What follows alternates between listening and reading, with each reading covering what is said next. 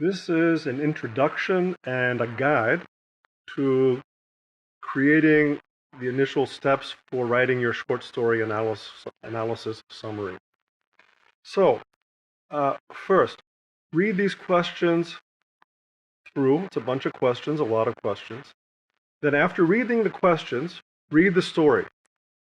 Read the story once, second time again, read it again.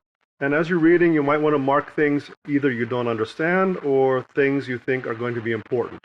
Maybe underline or highlight. After you've done that, you've gone through the story one time just to read it. The second time you've gone through and you've made marks just to sort of try and get a sense of what's happening. Then, after having done it the second time, come back and answer these questions. Try and answer the questions without looking at the story. But as you try and answer these questions, if you can't answer the questions, go back and look at the story and make some more marks. Now the questions, how does the story start? Who are the main characters? Where is the story located? What is the relationship of the characters? What is the situation the characters are in? Okay, so main characters, where are they? What relationship do they have? And what's the situation that they find themselves in? And then further, usually at the beginning of a story, there's some kind of tension. So what tension is there at the beginning of the story? And is the tension obvious? Is it indirect? Is it sort of suggested? Maybe there's a hint? Or do you feel like, there must be tension here somewhere, but it seems to be hidden from me. Why, or where do I get that feeling that maybe the tension isn't clear? Okay, and then how would I describe what the story's about? How would I describe what the story's about from reading in the beginning? So when I started the story, what did I think the story was about in the beginning? And then, when I got to the end, what did I think the story was about at the end? And then, how would I describe the change that happens between the beginning and the end? Usually, what I think the story is about at the beginning is different than what I realize the story is about at the end. So, what's the change that takes place between the beginning and the end? How do I describe that change? And then in the story, usually you have an introduction of the situation and the characters, and then you have some background that you need to understand what's happening to these characters in this location, in this place. And then that background leads us to a certain point, and that point begins the climax. Okay? Usually the climax begins and it ends up in a conflict. So when we get to the conflict in this climax, what happens, what events and what conflicts are the focus of this situation, of the climax of the story? What events, what happens? Okay, what's the conflict that's developing, and why is that the focus of the climax? What does it mean? Where does it occur? Is it in the same location as the beginning of the story? Or are we in a new location? And what's the importance of the location changing? Is it important? All right. What are the forces? What are the events in the climax? A lot of times, the climax with the conflict, it happens because of something that is unexpected. There are forces. There are situations that develop in this scene.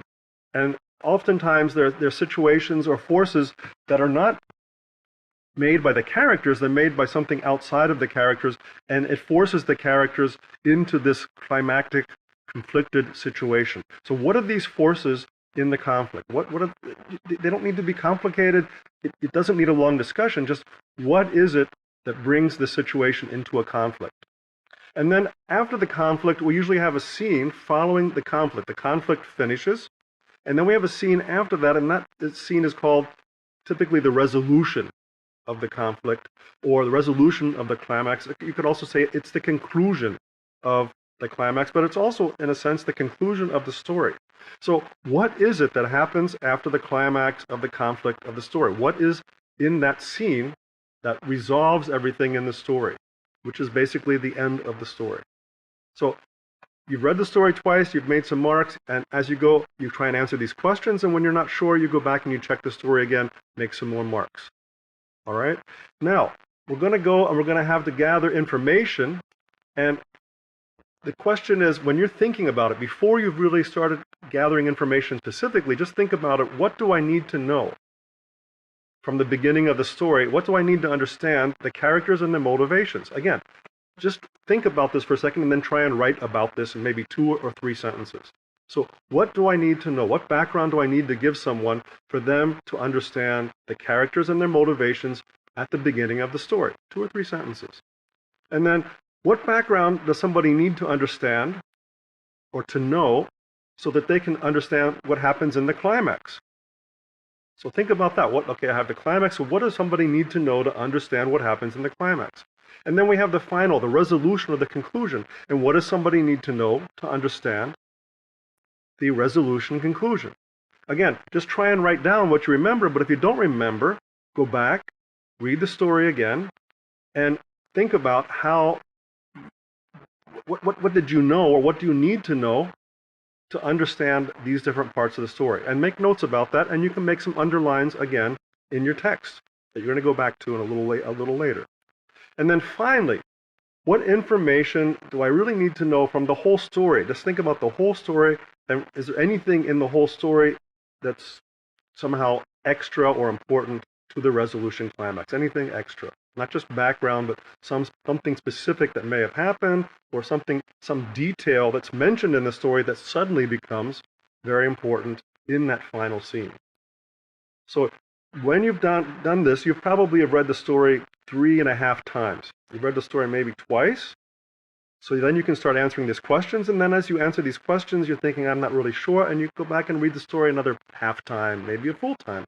So by the time you've done this, you've already been through the story 3 times, and now you should have a pretty clear idea of what the story is about by the time you've answered these questions. So our next step is going to be going through the story and collecting and selecting out the information that we're going to use to support all these things that we think are important. We think this is important to know, this is important to know. Where does it say it in the story? And that's the next step. So hang on, we're going to go to that step in another video.